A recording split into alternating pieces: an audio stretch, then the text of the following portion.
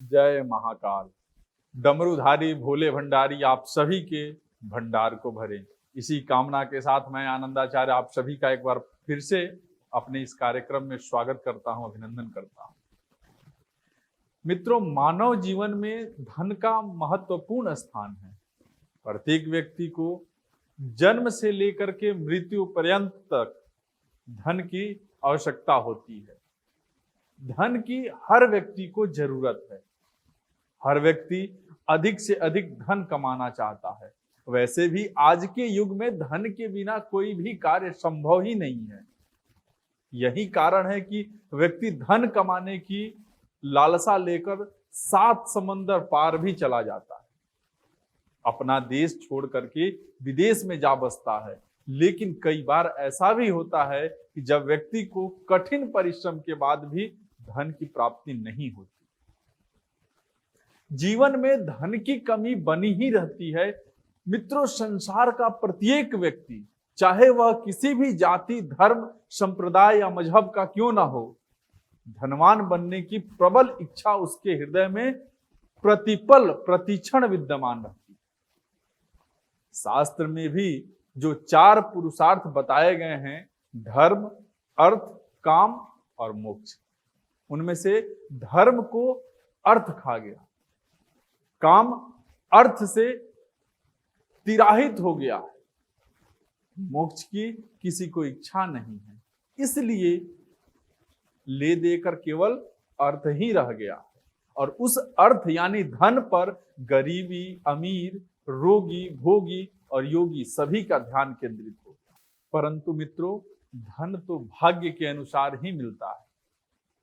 जन्म कुंडली का दरिद्र योग, भिक्षुक योग, कर्ज योग, सदा ऋणग्रस्त योग, लक्षाधिपति योग, करोड़पति योग, अरबपति योग, कुबेर योग के अलावा किन किन योगों एवं दिशाओं में मनुष्य धनवान बनता है, इन सब पर संपूर्ण विवेचन की आवश्यकता होती है।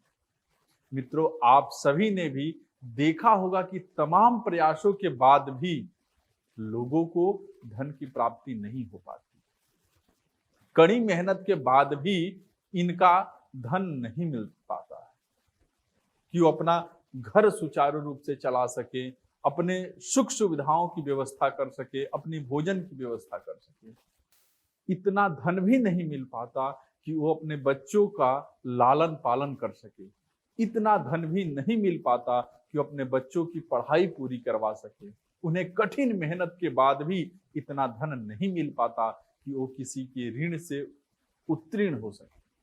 उन्हें कठिन मेहनत के बाद भी इतना धन नहीं मिल पाता कि वो किसी के ऋण से उऋण हो सके। इसलिए मित्रों, जिस व्यक्ति के जीवन में धन की कमी बनी हुई है, तमाम प्रयासों के बाद भी धन का आगमन नहीं हो रहा है, ऋण से छुटकारा नहीं मिल पा रहा है, लक्ष्मी की कृपा नहीं हो पा रही है, उन्हें हमारे साथ बने रहने की आवश्यकता है। उन्हें पूरे ध्यान से मेरे इस कार्यक्रम को देखने की जरूरत है। मेरे द्वारा बताई जाने वाली एक एक बातों का ध्यान से सुनने की आवश्यकता है।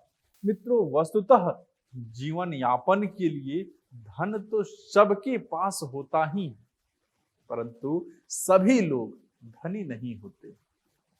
धनी तो वही होते हैं जिनके भाग्य में धन लाभ का योग होता है।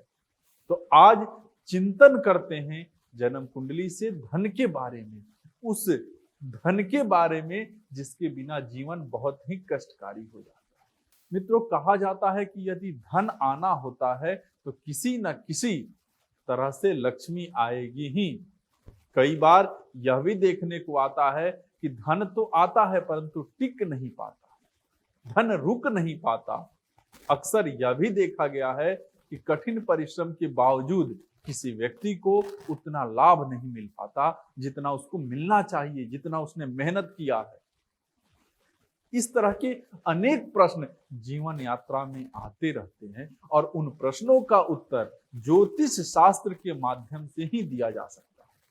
मित्रों, मैं आप सभी को यह बताना चाहूंगा कि कुंडली का प्रथम भाव व्यक्ति का स्वयं का भाव होता है, दूसरा भाव धन का भाव होता है, पंचम भाव त्रिकोण यानी कि लक्ष्मी का भाव होता है।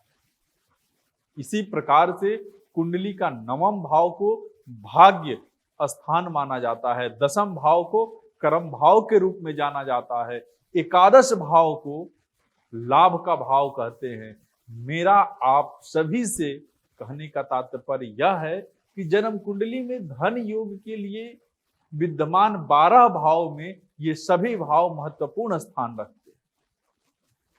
ये भाव तथा भाव के स्वामी का एक दूसरे के केंद्र अथवा त्रिकोण आदि शुभ स्थानों में स्थित होकर शुभ दृष्ट अथवा शुभ युक्ति से संबंध स्थापित होता है, तब व्यक्ति करोड़पति की संपत्ति का मालिक हो जाता है। जन्म कुंडली में धन योग के लिए विद्यमान 12 भाव में ये सभी भाव महत्वपूर्ण स्थान रखते हैं।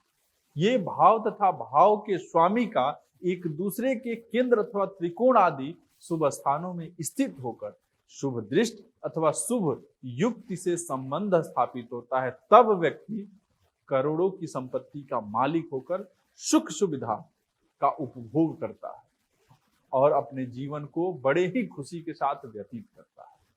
आज बस इतना ही, हम फिर आगे इसी विषय पर चर्चा करेंगे। जय महाकाल।